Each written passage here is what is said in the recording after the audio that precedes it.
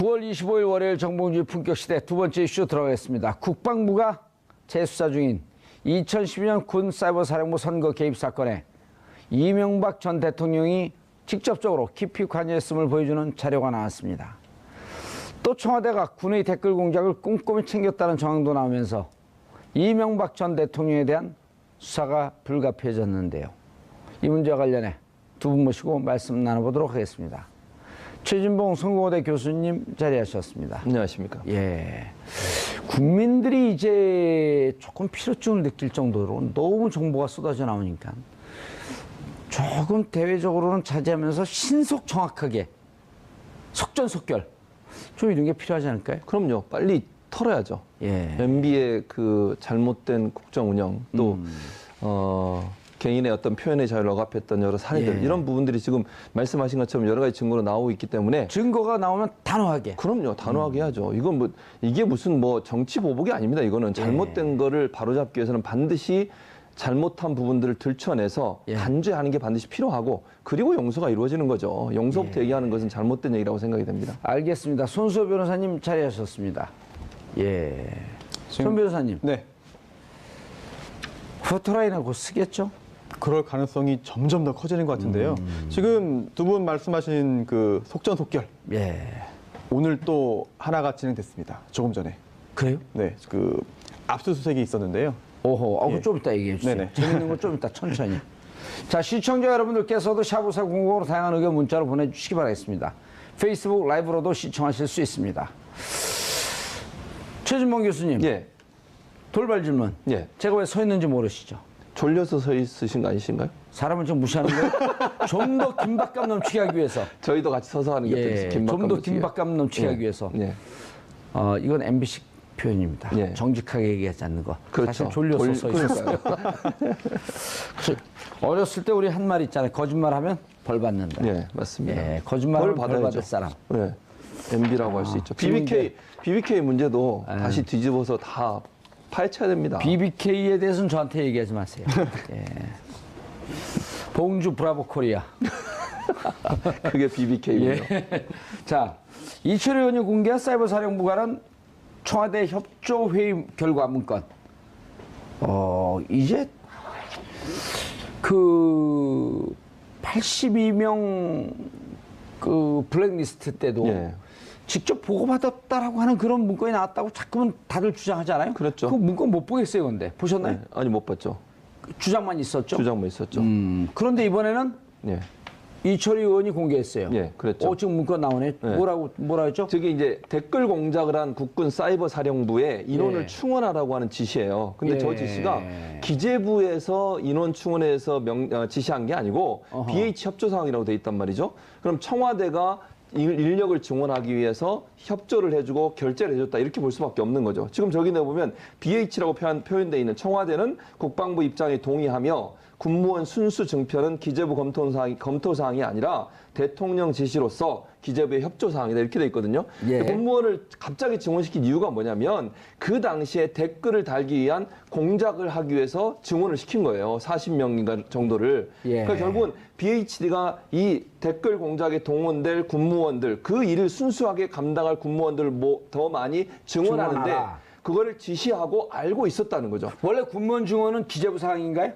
대체적으로는 그렇죠. 왜냐하면 군무원이란 국가의 그 국방부 내에 민간 종사원이죠. 그렇죠. 민간인인데 군대 근무하는 사람들이거든요. 그렇죠. 민간인 신분으로서 군 내에서 근무하는 예. 군 업무 보조 역할을 하시는 그렇죠. 그런 분들이죠. 그래서 군인은 아니지만 부대 안에 근무하신 분들인데 예. 대체적으로는 기재부에서 올려서 관계 부서하고 협조해서 늘리는 게 일반적인 거죠. 예. 그런데 이렇게 특별히 댓글 사이버 공작, 댓글 공작에 동원하기 위해서 인력을 증원하는 내용에 있어서는 청와대까지 보고를 했다는 점 좀 특이한 점이다. 일반적인 상황이라고 보기 힘들다는 거죠. 예. 손수호 변호사님. 네. 자, 지금 이제 한번 좀 중간 정리를 한번 넘어가 보죠. 네. 원세훈 국정원장의 혐의에 대해서는 네. 이거 너무 복잡해요. 일단 지금 4년형을 받은 것은 국정원이 대선 댓글 개입, 즉 국정원의 정치적 중립의 의무를 위반하고 국정원 직원들이 대선 댓글에 개입한 거 아니에요? 그렇습니다. 자, 그리고 그것 이외에 네. 민간인들이 팀장급 시 48명이 팀을 30개의 팀을 굴리면서 민간인들이 대선 댓글 개입한 것은 아직 수사도 안 들어갔죠. 수사를 하고 있나요? 수사가 진행 중이죠. 이미. 수사가 진행 중이고. 민병주 단장은 구속이 됐고요. 나머지 민간인 이종명 3차장도 지금 이제 소환해서 조사하겠다 그러고. 네, 민간인들은 영장 청구했지만 기각이 다 돼가지고 기각됐고요. 불구속 상태로 수사가 지금 예. 이어지고 있습니다. 오민석 판사. 기각한. 예, 네. 제가 그 원래 이름 기억을 못 하는데 네. 안민석하고 이름이 똑같아서 그건 기억합니다. 사실 판사 이름이 기억에 남으면 안 되는 겁니다. 그래요? 네. 안민석 그럼요. 의원은 본인 성이 오길 좋아해요. 오민석. 왜냐면 오선하고 싶어 하거든. 5선까지만. 오선까지만요. 어디 있어요? 지금 안민석 의원도 많은 분들이 저한테 문자를 보내요. 열심히 해서 참 보기 좋다고. 네. 초선 의원으로서 참 열심히 하네요. 중진 아닙니까, 중진. 지난 3선 동안 뭘 했는지 존재감이 없었던 그렇죠. 거예요. 이번에 최순실 사건 때문에 존재감 들어간 거죠. 예. 자, 그런데 네. 그러면은 그 민간인 대선 댓글은 지금 이제 그 수사가 되고 있고. 네. 그럼 이 부분에 대해서는 원세훈 국정원장이 네. 이거는 그 직권남용 혹은 네. 국고손실. 일단 지금 네. 예, 이 정도 해당이 되는 거겠죠? 지금 원세훈 전 국정원장이 지금 항소심 재판이 진행 중입니다. 예. 그게 처음에 말씀해 주셨던 국정원법 위반과 공직선거법 위반인데요. 예. 또 다시 나오는 게 뭐 한두 개가 아닌 것 같은데요. 일단 블랙리스트 관련해 가지고 수사가 또 진행이 되고 있는 것이죠. 예. 그래서 내일 소환한다고 하죠? 예. 네, 내일 검찰에 출석 요구를 좀 했다고 합니다. 원세훈 전 국정원장이 또 수사를 좀 받아야 되는 상황이고요. 자, 그리고 이제 요것과 무관하게 이제 82명 명단이 나온 것은 네. MB 시절에 국정원 블랙리스트. 네. 그리고 MB 시절에 국정원 블랙리스트 MB가 실질적으로 관여했냐 안 했냐가 쟁점되는 와중에 요과 별개로 군 사이버 사령부의 댓글 개입. 요 또 하나의 보따리가 또 나온 거죠. 그렇습니다. 크게 지금 큰 덩어리만 봐도 국정원과 군이 있는 거죠. 예. 국정원 관련해서는 그래도 수사가 어느 정도 진행이 되는 중인데요. 그 또 국정원도 MB 시절이 있고 박근혜 시절이 있고. 그렇습니다. 그런데 이제 군 관련해서는 아직까지 본격적인 수사가 이루어지지 않는 거 아니냐라는 예. 생각이 드는데 오늘 이 문건 때문에 수사에 좀 속도가 붙을 것 같고요.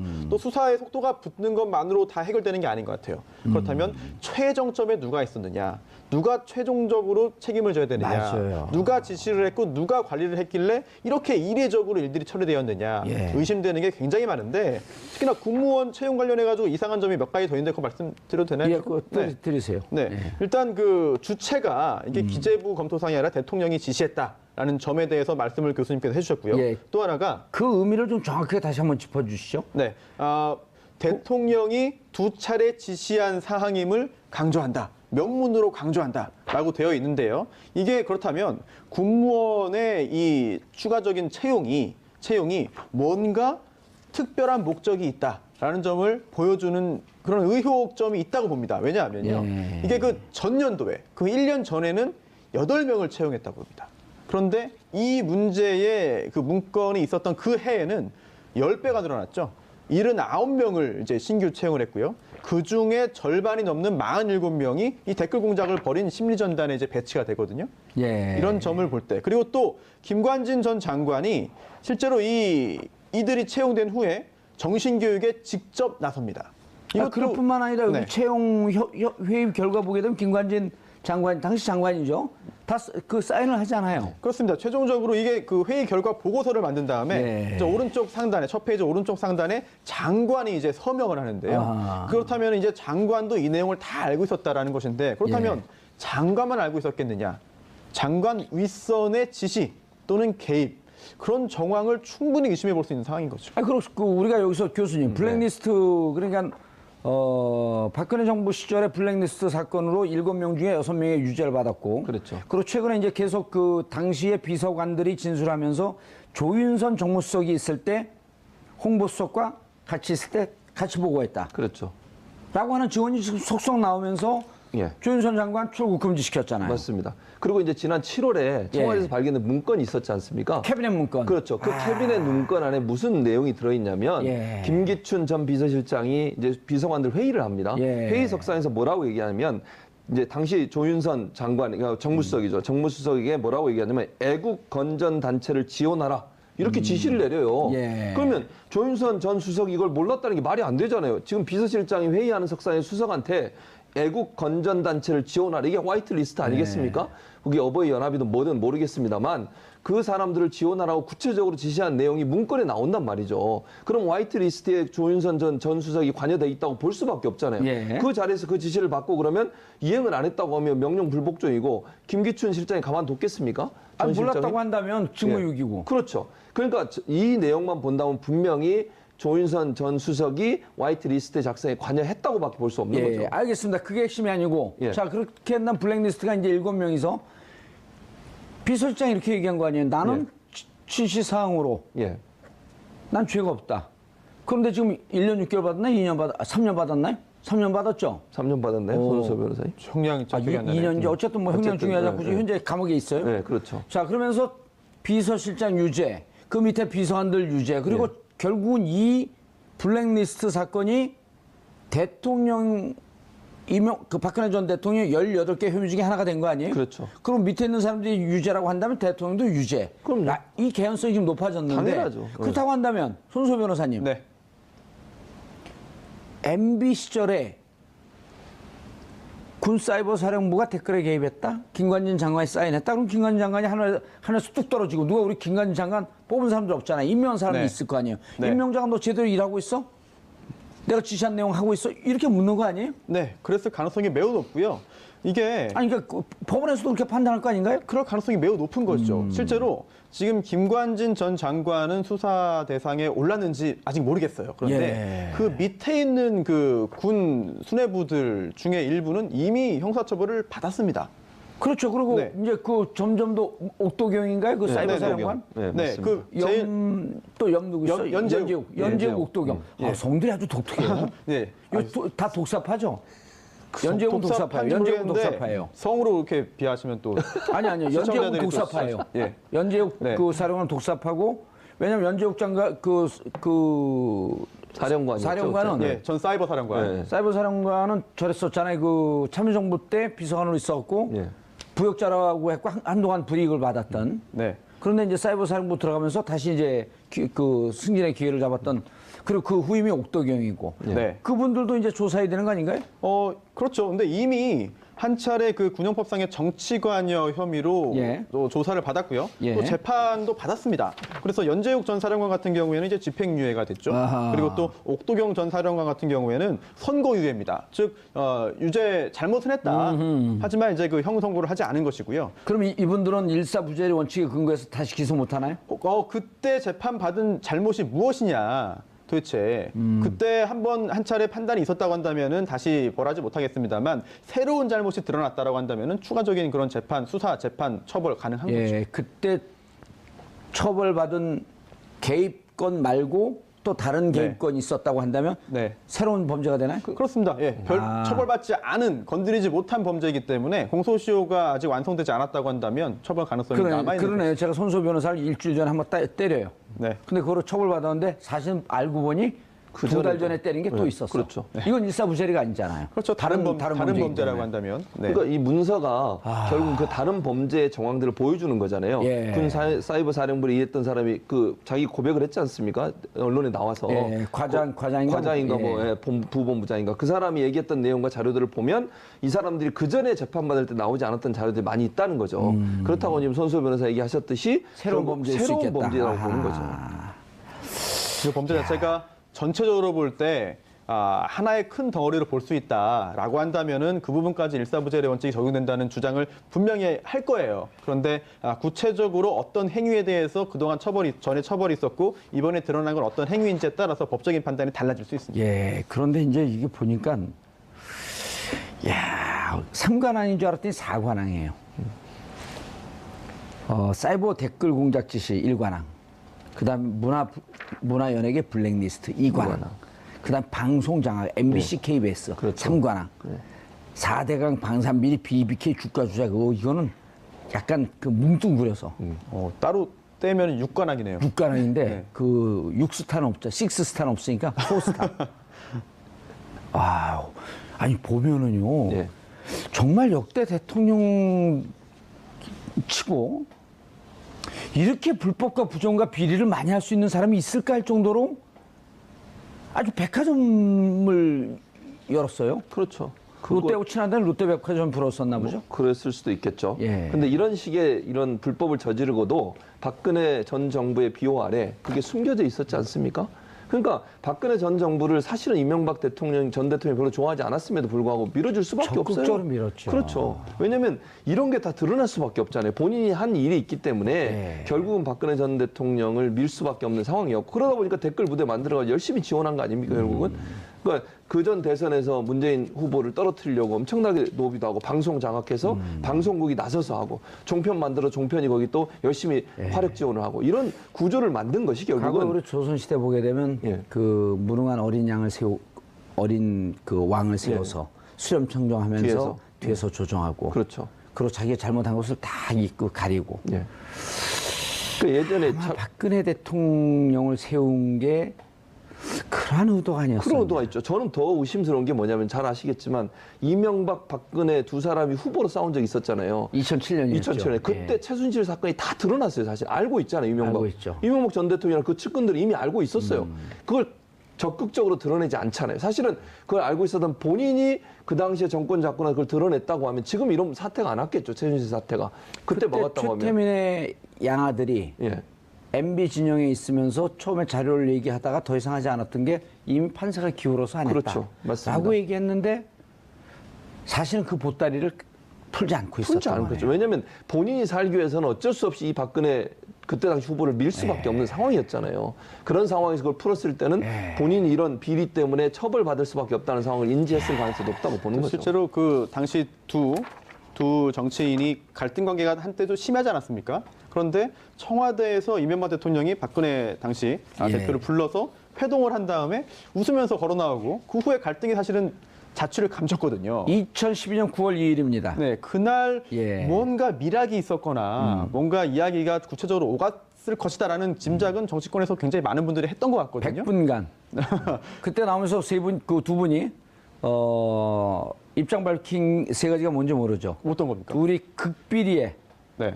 모두 그 배석자들을 제외한 상태에서 둘이 100분간 회의를 하고 나온 게 태풍 대응, 그다음에 강력범 대응, 네. 그다음에 선거사범. 그 선거 때까지는 네. 무슨 특별 기관을 설치하자. 근데 태풍 올라오는 것을 둘이 의논을 했어요. 긴밀하게 100분 동안. 이번 태풍은 서쪽으로 올라올 터이니 절대 동쪽으로 올라온다는 얘기를 하지 마십시오. 큰일 납니다. 국가 기밀입니다. 아, 참. 그래서 그리고 당시에도 강력범은 우리가 얘기한 걸 알게 되면 강력범들이 다 튑니다. 조심하십시오. 모두가 합리적인 의심을 할 수밖에 없는 그런 상황이었던 것 같습니다. 예, 제가 그거 다시 조사하다 또 감옥 갈 뻔했어요. 예? 내가 감옥 간다니까 좋아하는 사람들이 많네. 우리 카메라 PD들이 빵빵 터지는데 감옥 간다 그러니까 빨리 보내고 방송 그만하고 싶은가 봐요. 자, 어디부터 조사해야 됩니까, 이거를? 조사요? 예. 어디부터? 예. 지금 군 관련해 손수호 변호사가 내가 검찰총장이다 아유. 생각하고 이거 기획을 쫙 해내야 될 거 아니에요. 글쎄요. 지금 계속 부르기 시작하는데 진짜 너무 많았고 국민들이 네. 근데 국민들이 MB 조사해야 된다라고 하는 네. 여론조사를 하게 되면 70%가 넘게 찬성을 해요. 그렇죠. 네. 대통령 지지율이 지금 60% 중반이고 좀 올랐고 이제 70 넘는 데도 있는데 대통령 지지율보다도 더 높은 지지율을 보이면서 MB는 반드시 조사해야 된다. 왜냐하면 저는 그 연예인들에 대한 그런 억압, 압박, 이게 얼마나 치졸하고 예. 얼마나 나쁜 짓입니까? 이 헌법 유린 행위 아닙니까? 예. 개인의 표현의 자유, 사상의 자유를 억압하는 거예요. 그렇죠. 이거는 정말 용서받을 수 없는 일입니다. 1952년 조세프 메카시 상원의원. 그렇죠. 예. 제가 몇 번 얘기했지만 저한테도 찾아와서 국정원 직원이. 미국에서. 예. 미국 예. 교수를 하고 근데 이번에 있는데 명단은 안 나왔잖아. 명단이 안 나와요. 왜 제 이름을 안 넣는지 모르겠는데. 제대로 사세요. 알겠습니다. 어디부터 수사하느냐에 대해서 물론 전방위적으로 하고 있겠습니다만 오늘 있었던 일 간단히 좀 말씀을 드리면은요. 압수수색이 이루어졌습니다. 어디요? 추명호 전 국장.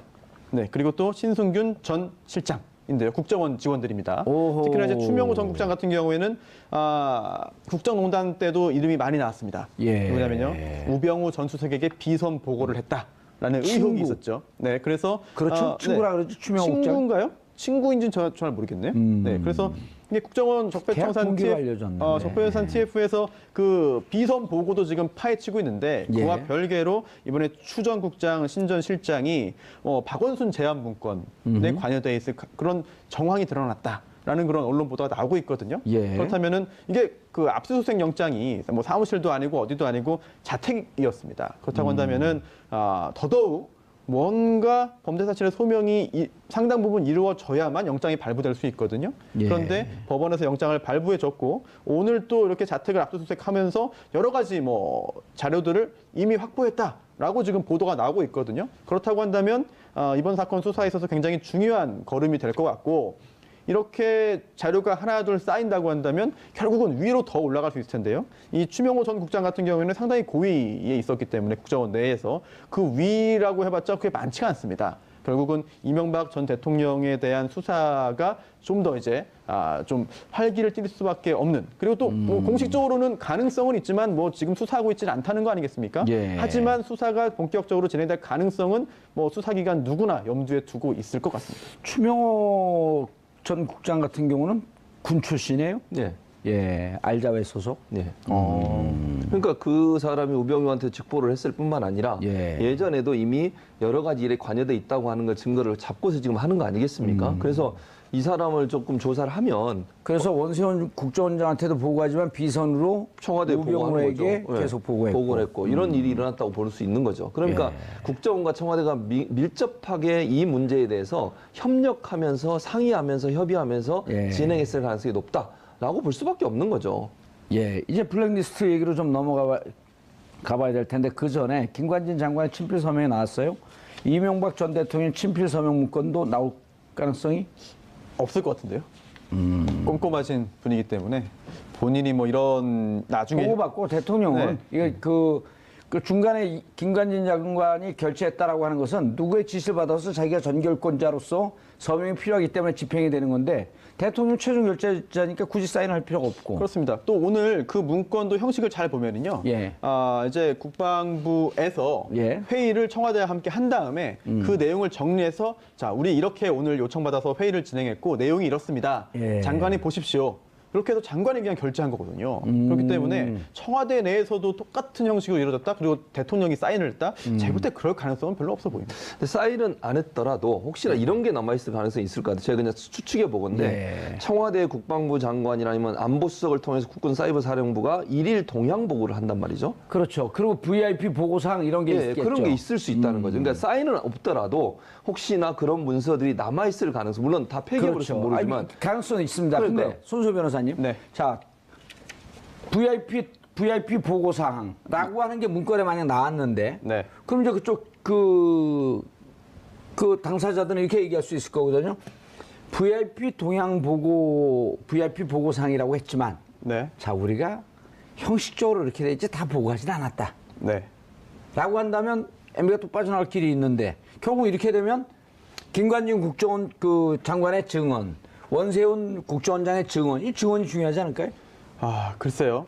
일단 증언보다는 예. 사람의 말보다는 문서. 100명의 증언보다 사실 한 장의 문서가 더 가치가 높다는 게 우리나라 법원의 또 수사기관의 현재로서의 태도이기 때문에. 그런데 어쨌든 그 원세훈과 그 김관진 이분들 최고 책임자, 바로 밑에 네. 최고 책임자이기 때문에 네. 대통령에게 보고했습니다라고 하는 증언이 나오게 되면 대단히 결정적인 그럼요. 증언이 아닐까. 매우 중요한 거고요. 더군다나 이제 실제로 VIP 보고사항 문건이 존재한다는 가정하에 예. 그 문건의 작성경이라든지 예. 그 문건이 실제로 무엇을 의미하는지 또 대통령에게 어느 정도 강도로 전달되었고 대통령이 그에 대해서 어떻게 반응했는지 지시했는지 관리했는지 개입했는지 등등을 확인하기 위해서는 그게 문건에 담겨 있을 수는 전부 다 담겨 있을 수가 없습니다. 예. 그렇다면 그 상황을 옆에서 직접 보고 들은 사람들의 이야기가 굉장히 중요한데 지금 원세훈 전 국정원장은 징역 4년형 선고받았고요. 예. 또 추가적인 그런 그 유죄 판결 가능성이 국고손실 있거든요. 특가법상의 예. 제5조 국고손실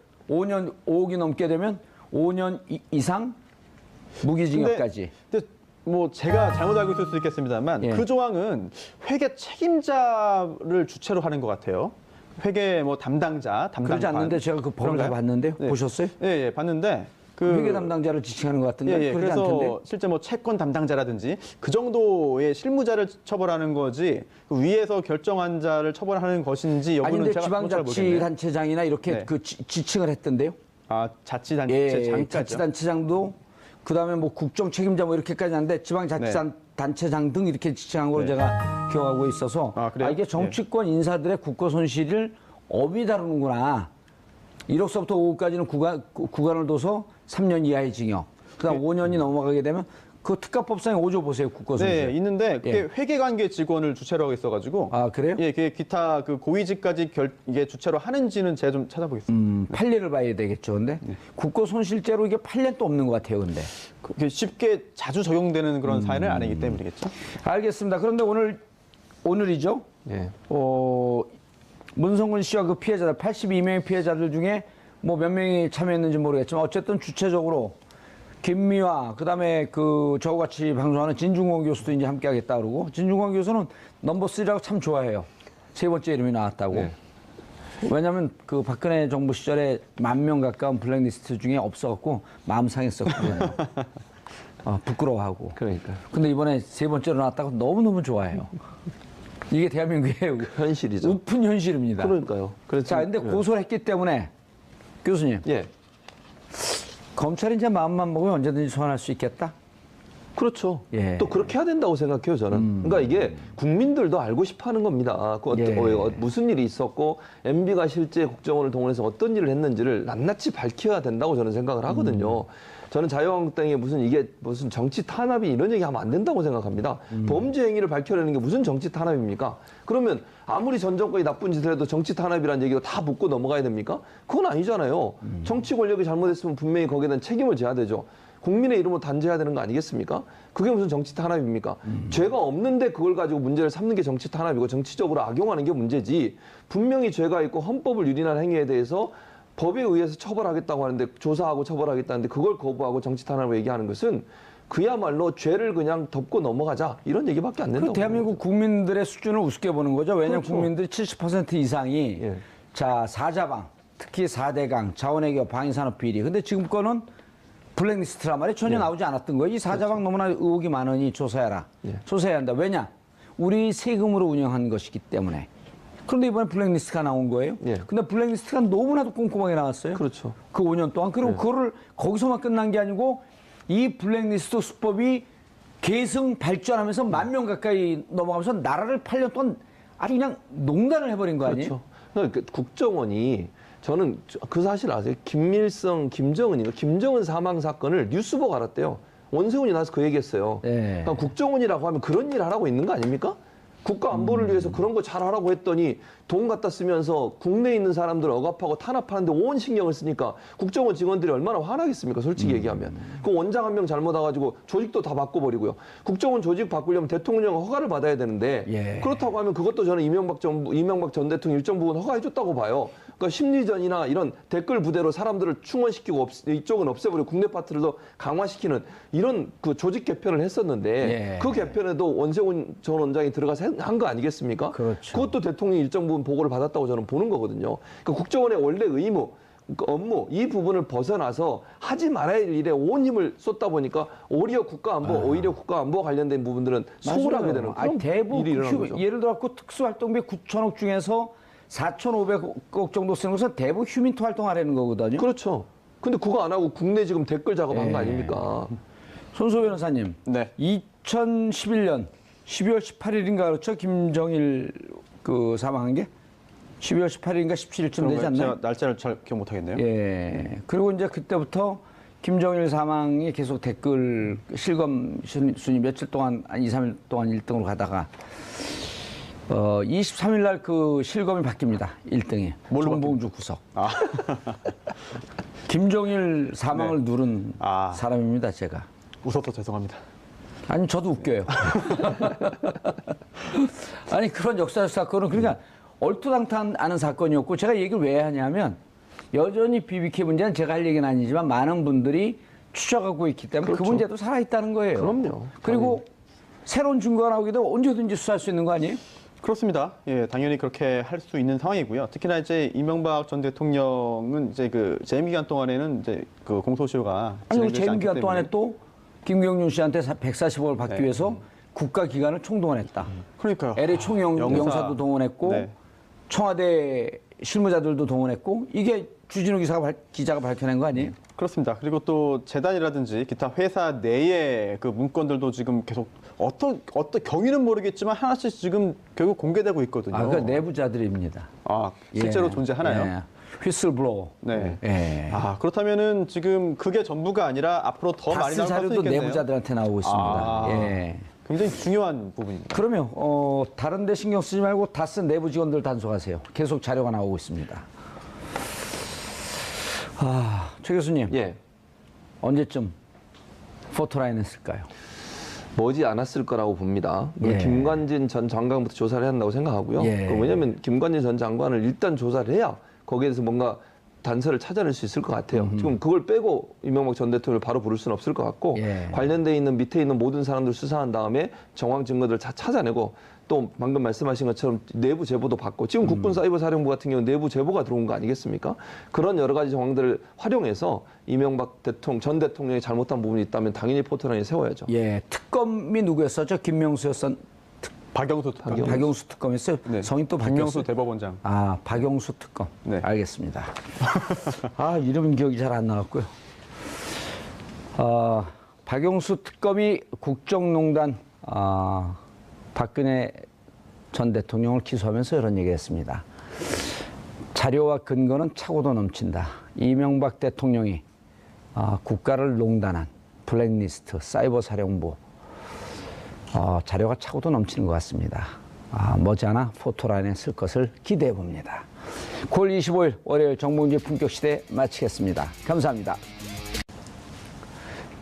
9월 25일 월요일 정봉주의 품격시대 두 번째 이슈 들어가겠습니다. 국방부가 재수사 중인 2012년 군 사이버사령부 선거 개입 사건에 이명박 전 대통령이 직접적으로 깊이 관여했음을 보여주는 자료가 나왔습니다. 또 청와대가 군의 댓글 공작을 꼼꼼히 챙겼다는 정황도 나오면서 이명박 전 대통령에 대한 수사가 불가피해졌는데요. 이 문제와 관련해 두 분 모시고 말씀 나눠보도록 하겠습니다. 최진봉 성공회대 교수님 자리하셨습니다. 안녕하십니까. 예. 국민들이 이제 조금 필요증을 느낄 정도로 너무 정보가 쏟아져 나오니까 조금 대외적으로는 자제하면서 신속 정확하게 속전속결 좀 이런 게 필요하지 않을까요? 그럼요. 빨리 털어야죠. 예. MB의 그 잘못된 국정 운영 또 개인의 어떤 표현의 자유를 억압했던 여러 사례들 예. 이런 부분들이 지금 말씀하신 것처럼 여러 가지 증거로 나오고 있기 때문에 증거가 나오면 단호하게. 그럼요. 단호하게 해야죠. 이건 뭐 이게 무슨 뭐 정치 보복이 아닙니다. 이거는 잘못된 거를 바로잡기 위해서는 반드시 잘못한 부분들을 들춰내서 예. 단죄하는 게 반드시 필요하고 그리고 용서가 이루어지는 거죠. 용서부터 얘기하는 것은 잘못된 얘기라고 생각이 됩니다. 알겠습니다. 손수호 변호사님 자리하셨습니다. 예. 손 변호사님. 네. 포토라인하고 쓰겠죠? 그럴 가능성이 점점 더 커지는 것 같은데요. 지금 두 분 말씀하신 그 속전속결 예. 오늘 또 하나가 진행됐습니다. 조금 전에.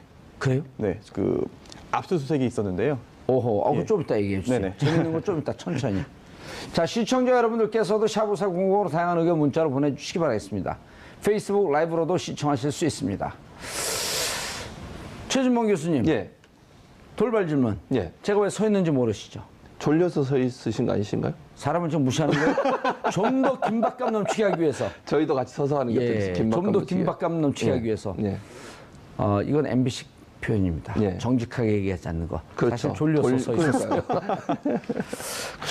어렸을 때 우리 한 말 있잖아요. 거짓말하면 벌 받는다. 예, 맞습니다. 예, 거짓말을 벌 받아야죠. 받을 사람. 네. MB라고 할 수 있죠. 지금 BBK 문제도 다시 뒤집어졌죠. 그리고 최근에 이제 계속 그 당시의 비서관들이 진술하면서 조윤선 정무수석이 있을 때 홍보수석과 같이 있을 때 같이 보고했다. 그렇죠. 라고 하는 증언이 지금 속속 나오면서 예. 조윤선 장관 출국 금지 시켰잖아요. 맞습니다. 그리고 이제 지난 7월에 청와대에서 예. 발견된 문건이 있었지 않습니까? 캐비넷 문건. 그렇죠. 그 캐비넷 문건 안에 무슨 내용이 들어있냐면 예. 김기춘 전 비서실장이 이제 비서관들 회의를 합니다. 예. 회의석상에서 뭐라고 얘기하냐면 이제 당시 조윤선 장관, 그러니까 정무수석이죠. 정무수석에게 뭐라고 얘기하냐면 애국 건전 단체를 지원하라. 이렇게 지시를 내려요. 예. 그러면 조윤선 전 수석이 이걸 몰랐다는 게 말이 안 되잖아요. 지금 비서실장이 회의하는 석상의 수석한테 애국 건전 단체를 지원하라. 이게 화이트 리스트 아니겠습니까? 그게 어버이 연합이든 뭐든 모르겠습니다만 그 사람들을 지원하라고 구체적으로 지시한 내용이 문건에 나온단 말이죠. 그럼 화이트 리스트에 조윤선 전 수석이 관여돼 있다고 볼 수밖에 없잖아요. 예. 그 자리에서 그 지시를 받고 그러면 이행을 안 했다고 하면 명령 불복종이고 김기춘 실장이 가만뒀겠습니까? 아니, 전 몰랐다고 실장이? 한다면 직무유기고. 그렇죠. 그러니까 이 내용만 본다면 분명히 조윤선 전 수석이 화이트 리스트 작성에 관여했다고밖에 볼 수 없는 예, 거죠. 알겠습니다. 그게 핵심이 아니고. 예. 자, 그렇게 한다면 블랙리스트가 이제 7명이서 비서실장이 이렇게 얘기한 거 아니에요. 나는 지시사항으로 예. 난 죄가 없다. 그런데 지금 1년 6개월 받았나요? 3년 받았나요? 3년 받았죠? 3년 받았나요, 손호섭 변호사님? 형량이 아, 2년인지 어쨌든 뭐 형량 어쨌든, 중요하지 않고 네, 네. 현재 감옥에 있어요. 네, 그렇죠. 자, 그러면서 비서실장 유죄, 그 밑에 비서관들 유죄, 그리고 결국은 이 블랙리스트 사건이 대통령 그 박근혜 전 대통령 18개 혐의 중에 하나가 된 거 아니에요? 그렇죠. 그럼 밑에 있는 사람들이 유죄라고 한다면 대통령도 유죄. 그럼요. 이 개연성이 지금 높아졌는데. 당연하죠. 그렇다고 한다면 손소 변호사님. 네. MB 시절에 군사이버사령부가 댓글에 개입했다? 김관진 장관이 사인했다? 그럼 김관진 장관이 하늘에서 뚝 떨어지고 누가 우리 김관진 장관 뽑은 사람들 없잖아요. 임명한 사람이 네. 있을 거 아니에요. 네. 임명자가 너 제대로 일하고 있어? 내가 지시한 내용 하고 있어? 이렇게 묻는 거 아니에요? 네, 그랬을 가능성이 매우 높고요. 이게 아니, 그러니까 그 법원에서도 그렇게 판단할 거 아닌가요? 그럴 가능성이 매우 높은 것이죠. 실제로 지금 김관진 전 장관은 되는 와중에 요과 별개로 군사이버 사령부의 댓글 개입. 요 또 하나의 보따리가 또 나온 거죠. 그렇습니다. 크게 지금 큰 덩어리만 봐도 국정원과 군이 있는 거죠. 예. 국정원 관련해서는 그래도 수사가 어느 정도 진행이 되는 중인데요. 그 또 국정원도 MB 시절이 있고 박근혜 시절이 있고. 그렇습니다. 그런데 이제 군 관련해서는 아직까지 본격적인 수사가 이루어지지 않는 거 아니냐라는 예. 생각이 드는데 오늘 이 문건 때문에 수사에 좀 속도가 붙을 것 같고요. 또 수사의 속도가 붙는 것만으로 다 해결되는 게 아닌 것 같아요. 그렇다면 최정점에 누가 있었느냐, 누가 최종적으로 책임을 져야 되느냐, 맞아요. 누가 지시를 했고 누가 관리를 했길래 이렇게 이례적으로 일들이 처리되었느냐 예. 의심되는 게 굉장히 많은데 특히나 공무원 채용 관련해가지고 이상한 점이 몇 가지 더 있는데 그거 말씀드려도 되나요? 예, 그거 드리세요. 네. 일단 그 주체가 이게 기재부 검토상이 아니라 대통령이 지시했다라는 점에 대해서 말씀을 교수님께서 해주셨고요. 예. 또 하나가 그 의미를 좀 정확하게 다시 한번 짚어주시죠. 네, 대통령이 2차례 지시한 사항임을 강조한다. 명문으로 강조한다라고 되어 있는데요. 이게 그렇다면 군무원의 이 추가적인 채용이 뭔가 특별한 목적이 있다라는 점을 보여주는 그런 의혹점이 있다고 봅니다. 왜냐하면요. 예. 이게 그 전년도에 그 1년 전에는 8명을 채용했다고 합니다. 그런데 이 문제의 그 문건이 있었던 그 해에는 10배가 늘어났죠. 79명을 이제 신규 채용을 했고요. 그 중에 절반이 넘는 47명이 이 댓글 공작을 벌인 심리전단에 이제 배치가 되거든요. 예. 이런 점을 볼 때. 그리고 또 김관진 전 장관이 실제로 이들이 채용된 후에 정신교육에 직접 나섭니다. 그럴 뿐만 아니라 여기 네. 채용 회의 결과 보게 되면 김관진 장관, 당시 장관이죠. 다 그 사인을 하잖아요. 그렇습니다. 최종적으로 이게 그 회의 결과 보고서를 만든 다음에 네. 이제 오른쪽 상단에 첫 페이지 오른쪽 상단에 장관이 이제 서명을 하는데요. 아. 그렇다면 이제 장관도 이 내용을 다 알고 있었다라는 것인데 그렇다면 예. 장관만 알고 있었겠느냐? 장관 윗선의 지시 또는 개입 그런 정황을 충분히 의심해 볼 수 있는 상황인 거죠. 그리고 우리가 여기서 교수님 블랙리스트 그러니까 박근혜 정부 시절에 블랙리스트 사건으로 7명 중에 6명의 유죄를 받았고 그래서 다 파헤쳐야 됩니다. BBK에 대해서는 저한테 얘기하지 마세요. 예. 봉주 브라보 코리아. 그게 BBK군요. 예. 자, 이철 의원이 공개한 사이버 사령부 관한 청와대 협조 회의 결과 문건. 이제 그 82명 그 블랙리스트 때도 예. 직접 보고받았다라고 하는 그런 문건이 나왔다고 자꾸만 다들 주장하잖아요. 그렇죠. 그 문건 못 보겠어요, 근데. 보셨나요? 네. 아니 못 봤죠. 주장만 있었죠. 주장만 있었죠. 그런데 이번에는 예. 이철희 의원이 공개했어요. 예, 그랬죠. 지금 문건 나오네. 네. 뭐라 했죠? 저기 이제 댓글 공작을 한 국군 사이버 사령부에 인원을 예. 충원하라고 하는 지시예요. 근데 예. 저 지시가 기재부에서 인원 충원해서 지시한 게 아니고 어허. BH 협조 사항이라고 돼 있단 말이죠. 그럼 청와대가 인력을 증원하기 위해서 협조를 해주고 결재를 해줬다 이렇게 볼 수밖에 없는 거죠. 지금 저기 내보면 BH라고 표현되어 있는 청와대는 국방부 입장에 동의하며 군무원 순수 증표는 기재부 검토 사항이 아니라 대통령 지시로서 기재부의 협조 사항이다 이렇게 돼 있거든요. 예. 공무원을 갑자기 증원시킨 이유가 뭐냐면 그 당시에 댓글을 달기 위한 공작을 하기 위해서 증원을 시킨 거예요. 40명인가 정도를. 예. 그러니까 결국은 BHD가 이 댓글 공작에 동원될 군무원들 그 일을 순수하게 감당할 군무원들을 더 많이 증원하는데 증원하라. 그거를 지시하고 알고 있었다는 거죠. 원래 군무원 증원은 기재부 사항인가요?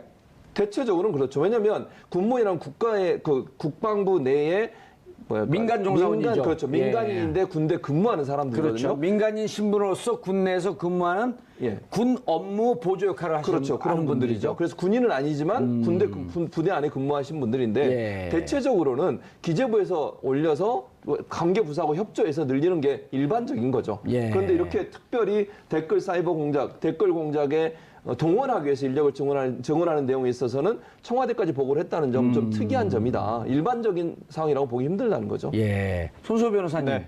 자, 지금 이제 한번 좀 중간 정리를 한번 넘어가 보죠. 네.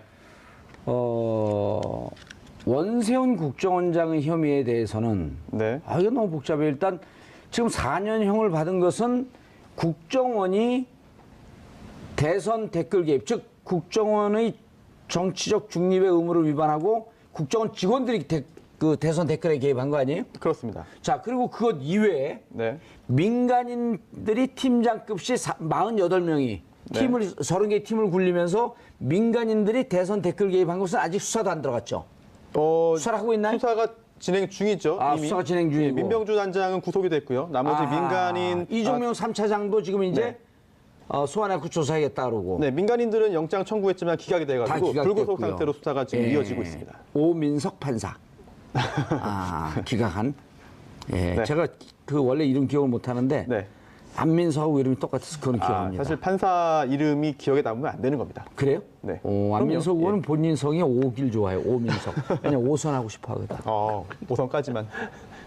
오선까지만요. 어디 있어요? 지금 안민석 의원도 많은 분들이 저한테 문자를 보내요. 열심히 해서 참 보기 좋다고.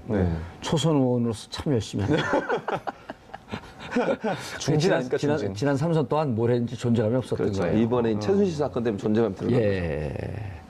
자, 그런데 네. 그러면은 그 민간인 대선 댓글은 지금 이제 그 수사가 되고 있고. 네. 그럼 이 부분에 대해서는 원세훈 국정원장이 네. 이거는 그 직권남용 혹은 네. 국고손실.